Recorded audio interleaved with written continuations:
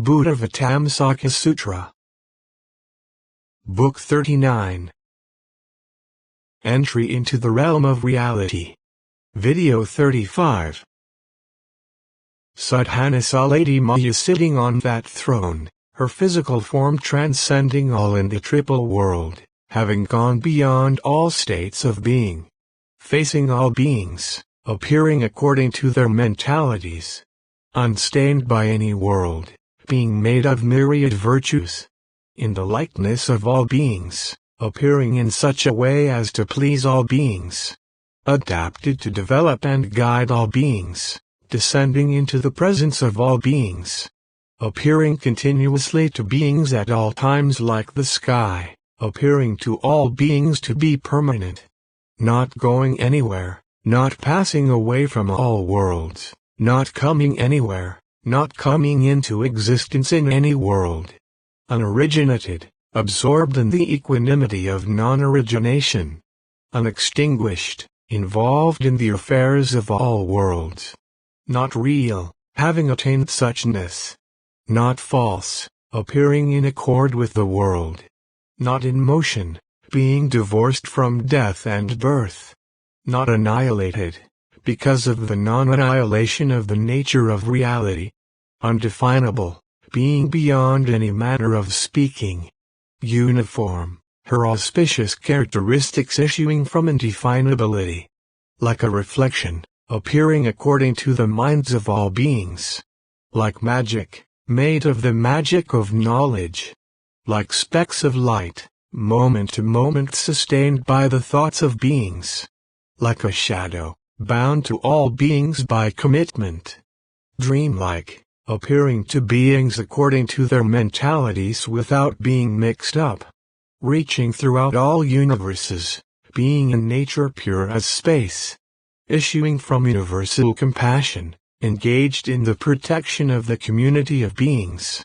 issuing from the door of non-obstruction, pervading the cosmos in each instant, infinite, dwelling in all worlds without defilement, measureless, transcending all manner of verbal expression, non-dwelling, manifesting to guide all beings, unfixed, appearing magically in the body of a living being, not really existing, made by the magic of aspiration, unsurpassed, being beyond all worlds, unreal, being a manifestation of tranquility, unproduced, connected to beings according to their acts, like a wish-fulfilling jewel, fulfilling the commitment to satisfy the wishes of all beings, without discrimination, based on the thoughts of all beings, beyond conception, unknowable to all beings, based on resolve, never leaving the mundane, pure, non-conceptual like thusness. In this form did Sadhana see Lady Maya, manifesting a physical body that was not form, being a reflection of form, not feeling, being the ultimate cessation of painful feelings of the world, outside the thoughts of all beings, but appearing in their thoughts, issuing from the unfabricated nature of reality, detached from illusory action, transcending the sphere of discriminatory consciousness, born of the knowledge of vows of enlightening beings, having no intrinsic essence, being beyond the range of all verbal expression, free from the burning of the mundane world, having arrived at the state of supreme coolness of the reality body, she was appearing physically to beings in accord with their minds by mastery of their minds, appearing in forms resembling all beings, but superior to the physical forms of all beings. Some beings saw her in the form of a devil woman, with a form superlative among devil women. Some saw her in forms superlative among the goddesses of various heavens. Some saw her in forms superlative among the females of the various kinds of beings. Some saw her in the form of a most beautiful human princess. Then Sadhana, emptied of notions of the forms of all beings, penetrating the minds of other beings, saw Lady Maya in the minds of all beings, her virtue sustaining all beings, her body an accumulation of the virtues of omniscience. She was engaged in non-discriminatory perfect giving, impartial toward all beings, having united all beings in the fellowship of universal compassion. She had set out to actualize the virtues of all Buddhas. She had entered the ocean of all ways of tolerance. Her mind was expanded with a flood of energy of omniscience. She was indefatigable in clarification of all spheres of truth. She was adept in meditation on the essence of all things. Her mind was accomplished in all branches of meditation. She was engaged in all branches of meditation without confusion and had perceived the unique sphere of meditation of those who arrive at thusness. She was intent on various meditations to evaporate the ocean of afflictions of all beings. She knew how to analyze the teachings of all Buddhas. She had the wisdom to consider all the designs of reality. She gazed tirelessly on all Buddhas. She ceaselessly observed the succession of Buddhas of past, present, and future. She faced the door of vision of all Buddhas. She knew the variety of techniques to perfectly accomplish the path of attainment of all Buddhas. She coursed in the space of all who realized thusness. She knew how to take care of all beings. She appeared in an infinite variety of reflections to develop and guide beings according to their mentalities. She comprehended the variety of purities of all Buddha bodies. She had vowed to purify all lands. She had perfected the vow to guide all beings to ultimate liberation. Her mind pervaded the spheres of all Buddhas with respect. She had the energy to produce all the miracles of enlightening beings. She had purified the supreme spiritual body. She manifested infinite physical bodies. She crushed the power of all demons. She was imbued with the power of great roots of goodness. With intellect born of the power of truth, she perceived the power of Buddhas. She had perfected all powers of mastery of enlightening beings. She was flooded with the power of omniscience. Her wisdom was illumined by the lightning of the knowledge of all Buddhas. Her knowledge contemplated the infinite ocean of minds of beings. She comprehended the myriad mentalities of beings. She was expert in knowledge of the differences and faculties of others. She was skilled in knowledge of the differences and interests of infinite beings. Her body pervaded infinite oceans of lands in the 10 directions. She was expert in knowledge of the differences in all worlds. She was skilled in the means of knowing the junction and disjunction of all lands. She saw throughout all realms by knowledge. She was aware of all times. She bowed to all Buddhas. Her mind was directed toward reception of the ocean of all Buddha teachings. She was engaged in accomplishing fulfillment of all qualities of Buddhas. Her intellect was applied to the production of all the provisions for enlightenment. She boldly considered and carried out all the undertakings of enlightening beings. She had completed all the elements of development of the will for enlightenment. She was engaged in protecting all beings. She undertook to be the mother of all enlightening beings and Buddhas. Beginning with these, Sadhana saw Lady Maya in as many ways as atoms in the continent. Seeing her, he magically made his body as extensive as Lady Maya, and with this omnipresent body bowed to the ubiquitous Maya. As he was bowing, an infinite variety of concentrations entered into him. Observing those concentrations, making them externally undetectable, cultivating them, mastering them, remembering them, making them all pervasive, expanding them, watching them, increasing them, accomplishing them, and fixing their impression, he rose from those concentrations and circled Lady Maya, her retinue, her abode and seat, and then stood respectfully before her and said, "Noble one, Manjushri inspired me to seek supreme perfect enlightenment and directed me to attend spiritual benefactors. So I have been approaching spiritual friends, benefactors, and in the course of doing so I have come to you. Now please tell me, Noble One, how an enlightening being may achieve omniscience while carrying out the practice of enlightening beings. She said, I have attained an enlightening liberation, magical manifestation of knowledge of great vows. Imbued with this liberation, I am the mother of all the enlightenment beings in their final existence in all the worlds in this world, ocean where Vairocana Buddha's miraculous manifestation of birth as an enlightening being in the final existence takes place.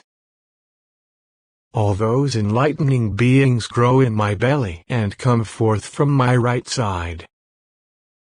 So here too in this great city of Kapilavastu, as wife of the king Shuddhodana, I became the mother of the enlightening being Siddhartha, by the great inconceivable miracle of the birth of an enlightening being.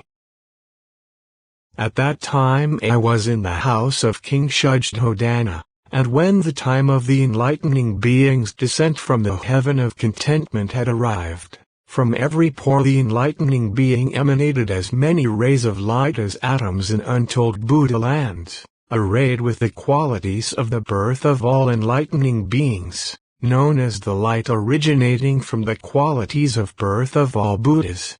Those rays of light illumined the whole world, then descended on my body and entered into every pore of my body, beginning with my head. As soon as those light rays of the enlightening being, with various names, emanating magical projections of the various miracles attending the birth of an enlightening being, had entered me, they caused the spheres of light at the front of the enlightening being's light rays to be manifest in my body, and the supernal manifestations of miracles attending the birth of all enlightening beings were visible. And as soon as those light rays of the enlightening being had entered my body, I saw all the enlightening beings whose birth miracles were shown in the spheres at the front of the enlightening being's light rays, as they sat on the Buddha's lion throne at the site of enlightenment, surrounded by congregations of enlightening beings, honored by the leaders of the world, turning the wheel of the teaching. I also saw all the Buddhas with whom those Buddhas associated as they carried out enlightening practices in the past. I also saw mystical projections of their initial inspiration, attainment of enlightenment, turning of the wheel of the teaching, final extinction, and the pure rays of all Buddha lands, as well as the multitudes of emanations of those Buddhas pervading the cosmos in each moment of consciousness. When those rays of light of the enlightening being entered my body outreached all worlds, and my belly became as vast as space, and yet did not go beyond the human physical size. The supernal manifestations of the enlightening beings abode in the womb everywhere in the 10 directions all appeared in my body. Upon the appearance in my body of the furnishings of the enlightening beings abode in the womb, the enlightening being, together with as many enlightening beings as atoms in 10 Buddha lands, all with the same vow, the same practice, the same roots of goodness, the same state of liberation and the same stage of knowledge, adept at the same mystic projection, having accomplished the same endeavor, adept at the same practice, having purified the same spiritual body, able to assume an infinite variety of physical forms, expert in the projection of the endeavors of universally good enlightening beings, respectfully attended by chiefs of all worlds, descended from the heaven of contentment by the great miracle of enlightening beings, appearing to pass away from all heavens of contentment, appearing to become regenerated in all worlds, from each heaven of contentment to early existence, following skill and means of developing inconceivable numbers of sentient beings to maturity, alerting all intoxicated, deluded beings, detaching from all attachments, emanating a great network of light beams dispelling the darkness from all worlds, stopping all evils and miseries, putting an end to all hellish ways of being, making all beings aware of their past deeds, rescuing all beings, appearing in the presence of all beings. He descended from the heaven of contentment with his retinue and entered my belly. Once all of them were in my belly, they walked around in strides as big as a billion-world universe, even as big as worlds as numerous as atoms in untold Buddha lands. Also all the untold congregations of enlightening beings at the feet of all Buddhas in all worlds in the 10 directions entered my belly in every moment of thought to see the miracle of the enlightening beings dwelling in the womb. The chief gods of all the heavens also came to the enlightening being in the womb, to see and honor him, to listen to the teaching and hear his discourse. Yet even though it took in all those multitudes, my belly was not enlarged, nor did this body of mine become any more than a human body. Yet it received so many multitudes, and all the celestials and humans saw the various pure rays of the enlightening being's surroundings. Why was this? Because of the development of this enlightening liberation of the magic of knowledge of great vows. Just as I received the enlightening being in my belly in this world, so did I likewise do so in all worlds in the billion-world universe. And with this same miraculous manifestation, yet this body of mine is neither dual nor non-dual, neither single nor multiple. This is because of the development of this enlightening liberation of the magic of knowledge of great vows. And just as I was the mother of this Buddhāvataṃsaka, so was I the mother of infinite Buddhas before. Whenever an enlightening being was spontaneously born in the calyx of a lotus, there I became a lotus pond goddess and received the enlightening being, and the world recognized me as the progenitrix of the enlightening being. In whatever Buddha land an enlightening being appeared, I became an enlightenment site goddess there. Thus in whatever ways enlightening beings manifested birth in the world in their final existence, in so many ways did I become the mother of the enlightening beings. Just as I was the mother of this Buddha in this world in all his manifestations of miracles of birth as an enlightening being, so was I the mother of the Buddhas Krakuchanda, Kanakamuni, and Kashyapa. And so will I be the mother of all the Buddhas of this eon. When the time comes for the enlightening being Maitreya, now in the heaven of contentment, to manifest descent from heaven, and emanate the lights of the manifestation of the miracles of enlightening beings abiding in the womb whence they are born, I will see all realms in all universes which are illumined thereby, where Maitreya will be born in a royal family in the human world, and will guide sentient beings. And everywhere therein I will be the mother of the enlightening being. And just as I will be the mother of Maitreya, so will I be the mother of all Buddhas in this eon in this universe, and in all universes of the 10 directions, penetrating endless universes. And just as I will be the mother of Maitreya, by untold virtues, so shall I be the mother of all the Buddhas in this eon. And in endless billions of eons in all the worlds in all world systems in this flower treasury ocean of worlds, I will be the mother of all the Buddhas of the future when they are enlightening beings, carrying on the practice of universally good enlightening beings, establishing guidance for the perfection of all beings in all ages. Then Sadhana asked Lady Maya, how long ago did you attain this enlightening liberation of magical manifestations of knowledge of great vows?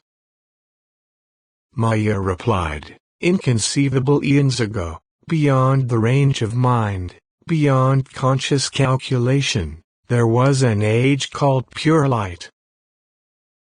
In that age of pure light there was a world called elevated, which was pure with some defilement, made of many jewels, with surrounding mountains, polar mountains, and oceans, containing realms of celestials, humans, animals, ghosts, and hells, variegated and pleasant to see. In that world were 1 billion sets of 4 continents, in the middle of which was a group of 4 continents called Supreme Lion-like Majesty, in which there were 80 billion metropolises, among which was one called possessed of the best of banners. There in that metropolis was a king called Great Energetic Power, a sovereign ruler. There was also an enlightenment site in that metropolis called Conspicuous Rays of Light, wherein there was a deity called Radiant Eyes. Furthermore, at that enlightenment site an enlightening being named Pure Standard sat, to attain omniscience. A demon named Golden Light, along with a great army of cohorts, had come invisibly to prevent the enlightening being from attaining omniscience. But the king Great Energetic Power, who had attained the mastery which enlightening beings realize, issued a great magical projection, producing a great army, more numerous than and superior to that of the demons, to surround the enlightenment site and fight off the demon army. The demon army was thereby scattered, and the blessed Pure Standard realized perfect enlightenment. The goddess of the enlightenment site, Radiant Eyes, looking upon the king as her son, then prostrated herself before the Buddha and made a vow, wherever I may be born, may the king Great Energetic Power be my son. And when he attains supreme perfect enlightenment, I will be his mother then too. Having made this vow, she attended 10 decillion Buddhas at that enlightenment site during that eon.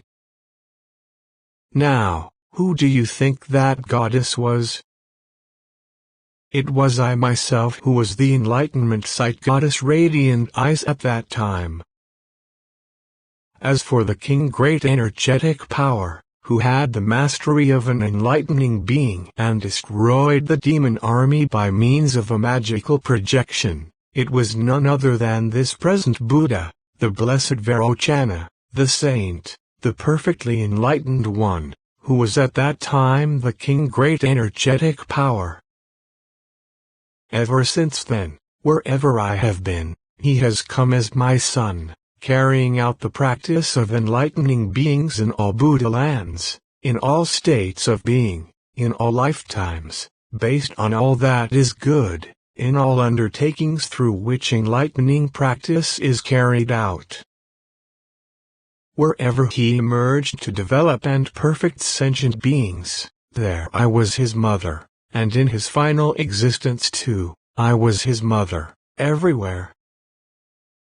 In all modes of birth as an enlightening being, moment to moment, however many miracles of birth as an enlightening being he displayed, in every case I was his mother. In the same way I was the mother of infinite Buddhas of the past, and I am mother to the infinite Buddhas of the 10 directions in the present. And all the Buddhas I was mothers to in their last existence as an enlightening being emanated lights from their navels and illumined this great body and this seat. I only know this enlightening liberation of magical manifestation of knowledge of great vows. How can I know the practice or tell of the virtues of the enlightening beings who are filled with great compassion, who never tire of guiding to perfection of omniscience, who are able to display projections of the miracles of all Buddhas from every pore? In the 33-fold heaven of this world is a goddess named Surendrabha, who is the daughter of a god named Smritimati. Go ask her how to learn and carry out the practice of enlightening beings. So then Sadhana paid his respects and left Lady Maya. Surendrabha. Then Sadhana went to the 33-fold heaven, and went to the goddess Surendrabha. Paying his respects to the goddess, Sadhana stood before her and said, "Noble one, I have set my mind on supreme perfect enlightenment, but I do not know how to learn and carry out the practice of enlightening beings. I hear you give instruction to enlightening beings, so please tell me how to learn and practice."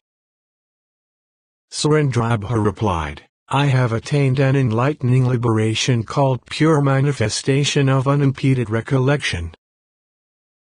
I am aware that there was an age called flowering, in which I served as many Buddhas as there are grains of sand in the Ganges river. When they went forth from their customary surroundings, I protected them, provided for them, and made parks for their use. And all the developmental guidance of sentient beings performed by those Buddhas, while they were enlightening beings, while in the womb of the mother, while being born, while taking 7 steps, while roaring the lion's roar, during childhood, during life at home, when leaving home, when awaking at the sight of enlightenment, while teaching, while displaying the miracles of Buddhas, all that, from their first inspiration to the final ending of their true teaching, I know and remember, recall and keep in mind, reflect on and follow. There was an eon called well-being, in which I served as many Buddhas as sand grains in 10 Ganges rivers. There was an eon called good fortune, in which I served as many Buddhas as atoms in a Buddha land. There was an eon called no attainment, in which I served 84,000 duodecillion Buddhas. There was an eon called beautiful light, in which I served as many Buddhas as atoms in this continent. There was an eon called peerless light, in which I served as many Buddhas as sand grains in 20 Ganges rivers. There was an eon called blazing glory, in which I served as many Buddhas as sand grains in the Ganges river. There was an eon called sunrise, in which I served as many Buddhas as sand grains in 80 Ganges rivers. There was an eon called victorious march, in which I served as many Buddhas as sand grains in 60 Ganges rivers. There was an eon called beautiful moon, in which I served as many Buddhas as sand grains in 70 Ganges rivers. In this way, I remember as many eons as sand grains in the Ganges river, during which I was always with Buddhas, and I heard of this enlightening liberation of pure manifestation of unimpeded recollection from those Buddhas and practiced it as they told me. Thus, constantly engrossed in this liberation, I recollect, remember, keep in mind, reflect on, and recall the supernal manifestations of all those Buddhas from their stages of enlightening to the end of the duration of their true teachings, by means of this enlightening liberation of pure manifestation of unimpeded recollection. I only know this enlightening liberation. How can I know the practice, or tell the virtues, of the enlightening beings who are free from all obscurity and darkness, who light up the night of the mundane world, who are rid of all obstacles, who do not slumber, who are rid of apathy and indolence, who have stopped compulsive actions based on conditioning, who have purified awareness of the essence of all things, who awaken others to the purity of the 10 powers? In the city of Kapilavastu there lives a boy named Vishwamitra who is a teacher. Go ask him how to learn and carry out the practice of enlightening beings. Then Sadhana paid his respects and left the goddess Surendrabha. Vishwamitra.